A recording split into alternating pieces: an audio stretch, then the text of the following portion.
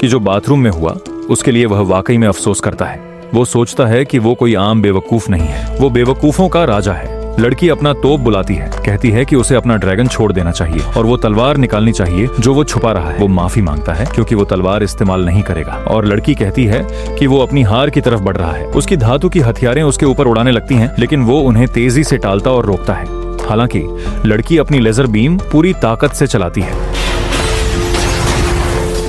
उसकी बहन की दोस्त समझ जाती है कि वो हारने वाला है, लेकिन उसकी बहन उसे बताती है कि वो इतनी आसानी से हारने वाला नहीं था। राजकुमारी सोच रही थी कि वो अब तक जिंदा कैसे है और उसे ऐसा लग रहा था जैसे वो उसके साथ खेल रहा। इसलिए उसने अपना सबसे ताकतवर हथियार निकालने और पूरी ताकत लगाने का फैसला किया।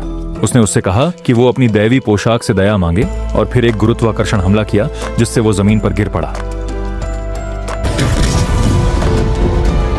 उसकी ऊर्जा कम होने लगी थी, लेकिन उसने उससे कहा कि अब उसके लिए सब खत्म हो गया है। लेकिन तभी उसके हथियार आपस में टकराने लगे और उन्हें महसूस हुआ कि वो हार रही है। कंट्रोल करता है। वह उसे अपनी मशीन से जल्दी बाहर निकलने को कहता है, लेकिन वह कहती है कि वह ऐसे हार नहीं मानेगी। दूर से एक आवाज आती है और सभी बाधाएं गायब हो जाती हैं। वे देखते हैं एक ड्रैगन जो मशीनों को खा रहा होता है, उन्हें तबाह कर रहा होता है। सभी छात्रों को सूचित किया जाता है कि उन्हें जल्दी बाहर निकलना होगा। एबिस राजकुमारी की तरफ गोले चलाने लगता है और लक्स उसे उन हमलों से बचाता है। वे एबिस के हमलों को चकमा देते हुए भागने लगते हैं और लड़कियां डर जाती हैं। पेरी उन्हें छूटा देती है और कहती है कि उसका भाई हार नहीं मानेगा, एक अकेले एबिस के खिलाफ। लक्स ड्रैगन से दूर भागती है और उसे याद आता है कि उसने उससे कहा था कि वो उसकी मदद करे एबिस को खत्म करने में, क्योंकि वो अकेले इसे नष्ट नहीं कर सकता। उसने बताया था कि वह उसे सिग्नल देगा ताकि वो अपना कैनन चलाए और उसे उसके सिग्नल का इंतजार करना होगा। वह आसमान में दौड़ता हुआ ड्रैगन पर गोलियां चला रहा है और उसे अपने जाल की तरफ लुभा रहा है। एबिस राजकुमारी की तरफ दौड़ने लगता है, लेकिन वह उसका ध्यान भटकाता है। हालांकि एबिस उसकी बाजू काट देता है। राजकुमारी इस मौके का फायदा उठाकर ड्रैगन पर गोलियां चलाती है, पूरी तरह तबाह करते हुए।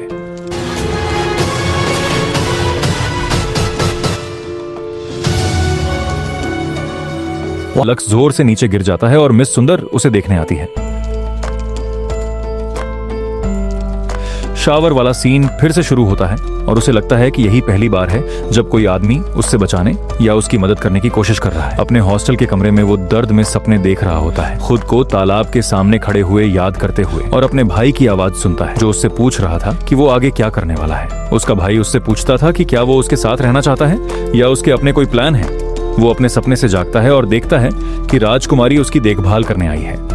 वो उससे पूछता है कि वो यहाँ क्यों आई है, तो वह बताती है कि क्योंकि उसने उसे बचाया है। वह अपना नाम अटिस्माता बताती है। वह कहती है कि उसे बचाने के लिए वह उसकी आभारी है और बताती है कि वह एक दयालु और उदार राजकुमारी है। वो दोनों एक दूसरे को निहारते हैं और हंसने लगते हैं। वह कहती है कि उसे उस पर भरोसा है। फिर वह कहती है कि वह उसे अपनी मुकाबले का असली कारण बताएगी और वह कहती है कि वह उसे शावर में ऐसा कुछ देखने नहीं दे सकती थी। वह माफी मांगता है कि उसने उसका प्लान देख लिया, लेकिन कहता है कि वो काफी अच्छा था। उसे कहती है कि वो एक गंदा कुत्ता है और मर जाए।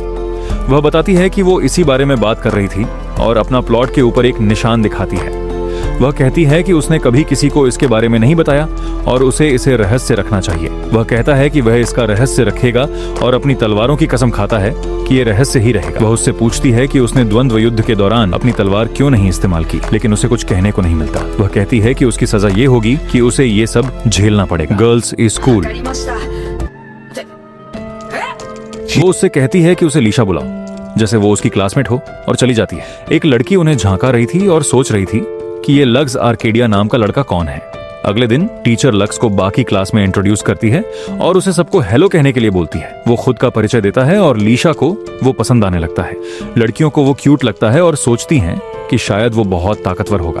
वो बस घर जाना चाहता है और फिर एक गुलाबी बालों वाली लड़की को देखता है जिसे वो फिल्फी के रूप में पहचानता है। उसे लगता है कि 7 साल हो गए और वो टीचर से कहता है कि वो उसका बचपन का दोस्त। टीचर ने उसे उसके पास बैठने दिया और लिशा जलने लगी। उसने फिल्फी से पूछा कि क्या वह उसका किताब उधार ले सकता है, तो उसने कहा उसे फी बुलाओ। बाकी क्लास वाले भी उनके निकनेम सुनकर उन्हें क्यूट समझने लगे और उसने उसका किताब दे दिया और उसे लू बुलाया। गरीब लिशा फंसती जा रही है। बाद में लड़कियों ने उससे पूछा कि क्या वह हैंडमैन है।